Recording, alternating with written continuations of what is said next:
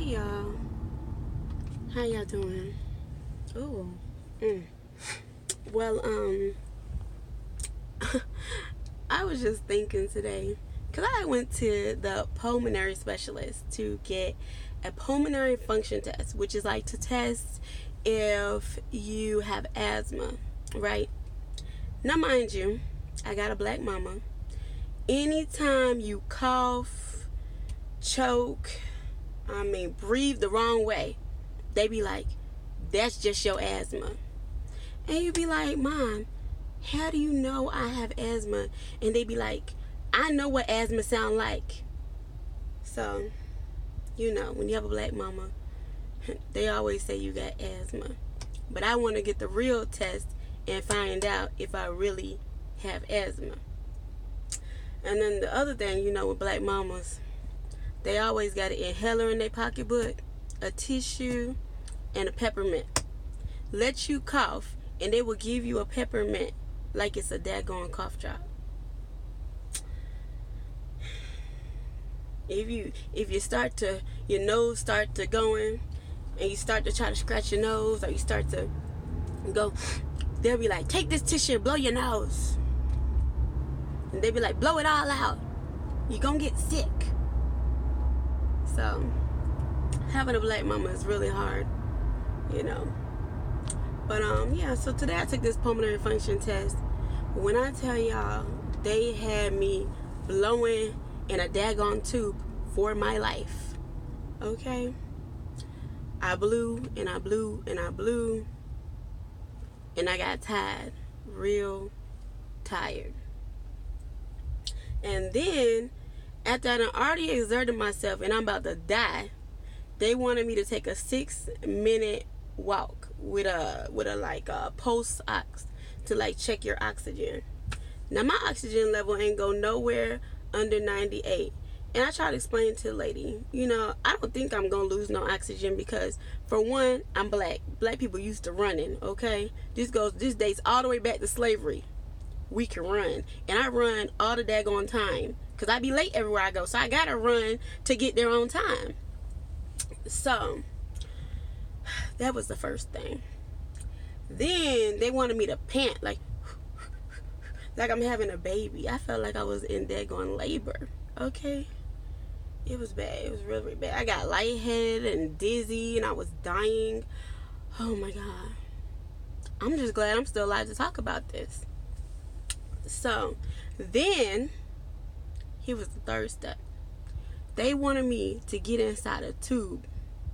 And I was feeling claustrophobic. I was feeling like I was in the bottom of a slave ship. And they had tied us all together. And I ain't had no room to move. So, it had scared me, So, I was like, oh my God, I gotta get out this tube. But yeah, it brought back bad memories. Because I started thinking about, this white lady didn't put me in this daggone tube. I don't know what can happen to me. I don't know. She might have an ulterior motive. Something bad might happen.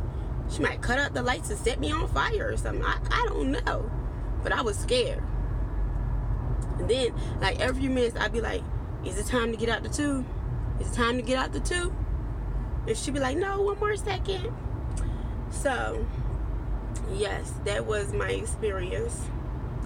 And I know she got a kick out of it. Being able to put a black person in the tube and close the door. I know she got a kick out of it. But yeah. And then they wanted me to take a daggone inhaler.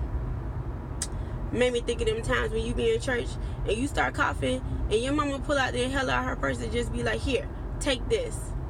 Knowing daggone well you ain't got no asthma, give you that daggone medicine, have your heart racing, you about to die. And you know how they do? They be like, take it right, I'ma slap you. It'd be like, what? You gonna slap me and I'm having a breathing problem? I learned how to breathe well as a child anyways, because every time I got a whooping and I felt like I could catch my breath and I was dying, I had to practice breathing so I could live. So, whew. And then when you tell your mama I'm dying, she'll be like, you will live and not die. I'll be like, oh my God, she quoting scriptures while she whooping me. Like, it used to be really bad. Really, really, really bad. I got so many whoopings back then where I couldn't breathe. I prayed the social service would come get me. But back to the asthma thing. So you get with this lady, right? And they start asking you these questions like, when you were a kid, did you wheeze? Do you wheeze now? Do you feel like when you run you exert yourself? Do you what else they asked me? Do you cough? I'm like, cough? No, I don't cough. They're like asking just weird questions, just everything. I guess they trying to diagnose me with asthma from a question. But yeah, it was a different experience for me, and it's something that I won't be doing again. I can promise you that. Yeah, I don't like this little trial and error stuff they be doing on me. Now, I don't think I got asthma, but when I went to the daggone ENT and they made me take an allergy test, I did think I had allergies, because the daggone lady poked me with like 100 daggone needles in my arm, right? And my whole arm swelled up. Actually, it looked like my whole body swelled up. So, I mean, I'm starting to think maybe I haven't. I don't know. And then I don't know what the purpose of the test is really, because in the end you tell me, oh, you're allergic to everything: grass, pollen, mold, trees. So I'm like, if I'm allergic to everything, does that mean I shouldn't go outside? So I don't know. They got me thinking I need like an N99 mask. Like, I need to be like indoors with N99 mask, one of those air purifiers. You know, I just need to get a check and stay home, because I got bad allergies. Okay, going outside is harmful to me. So, yes. But, yeah. Hope I get these pulmonary test results. And you know, another thing, I think the people was trying to get me because first they made me come to one appointment and do a spirometer test, right? To like breathe and then like breathe out so they could see how long I could breathe. And then after the spirometer test, they want me to come for the next visit and do the pulmonary function test. Now they done made a third visit, and this visit is supposed to be where they're going to analyze my results and the doctor will tell me my results. Now, I told the respiratory therapist lady, why can't you just tell me my results right now? And she's like, oh no, the doctor will have to talk to you. See, I hate that. That's like when you go to those appointments and a person got cancer and they go get the cancer test, and then the person doing the test and be like, oh, you know, the doctor will get back to you and let you know if you have cancer. So for like a whole week, you know, you scared that you dying, you giving away all your furniture, and then the doctor calls you and acts like they giving you bad news, and then they tell you that you don't have cancer after you done gave away all your furniture.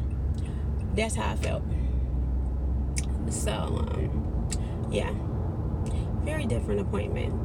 I'm just glad for it to be over with, because you know that Albuterol they had given me had my heart racing. My heart's still racing. Okay, hope I make it till tomorrow. These crazy people. So, anyways, thank y'all for listening. You know, I did have to vent and talk to y'all about my pulmonary function test, because you know, it was a really rough experience, and I'm still getting over it right now.